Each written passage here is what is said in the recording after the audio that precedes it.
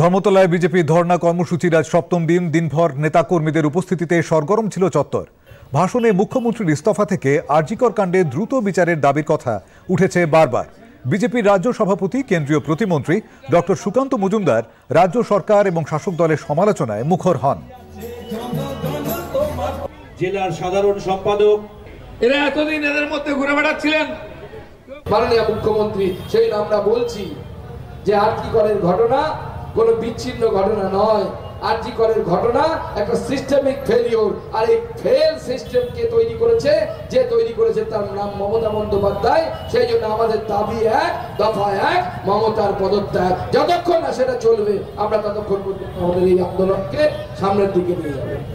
এই রাজ্যটাকে মমতা বন্দ্যোপাধ্যায় সব দিক থেকে শেষ করে দিয়েছে। আজকে শিক্ষাতে যান, শিক্ষার চরম অবস্থা, বছরের বছর রিক্রুটমেন্ট বন্ধ। আমাদের বন্ধুরা গানের মধ্যে এই বাংলা তোমার বাপের নাকি, রাজ্যটা তোমার বাপের নাকি, তাতে বলেছে এক জায়গা থেকে কোথাও 20 কোটি, কোথাও 25 কোটি, কোথাও 30 কোটি।